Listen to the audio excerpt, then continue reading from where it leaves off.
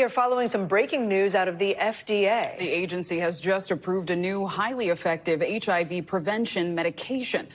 እንኳን ደስ ያላችሁ እንግዲህ የኤችአይቪ ዘመን እያበቃ የመጣ ይመስላል። እንግዲህ አዲሱ የኤችአይቪ መድኃኒት እንግዲህ ይፋ ሆኗል። እንግዲህ ይህ መድኃኒት ሊናካቪር በመባል ይታወቃል።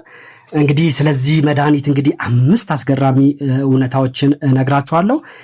ለዚህ ቻናል አዲስ የሆናችሁ ላይክ፣ ሼር፣ ሰብስክራይብ አድርጉ። የመድኃኒቱ ስም እንግዲህ ሊናካቪር ይባላል። እንግዲህ ጨዋታ ቀያሪ ወይም ጌም ቼንጀር በመባል ይጠራል። እስከዛሬ ካሉ መድኃኒቶች ውስጥ እንግዲህ ኤችአይቪን በተለየ መንገድ ይከላከላል።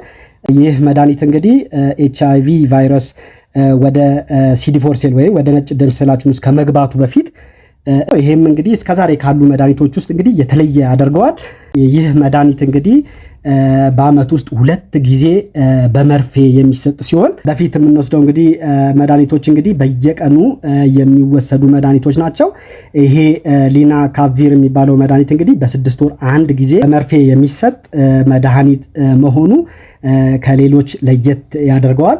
መድኃኒት በጣም ኢፌክቲቭ ከመሆኑ የተነሳ እንግዲህ ከ99% በላይ የመከላከል እድል አለው የሚል ተስፋ ተጥሎበታል። እንግዲህ አንዳንድ ጥናቶች ወደ 100% ሊጠጋ ይችላል ይላሉ።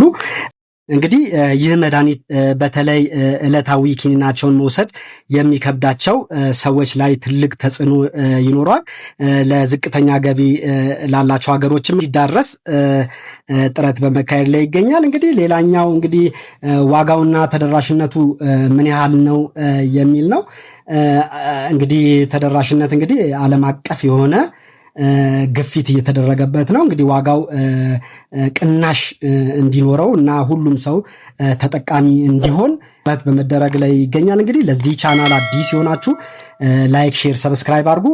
አመሰግናለሁ።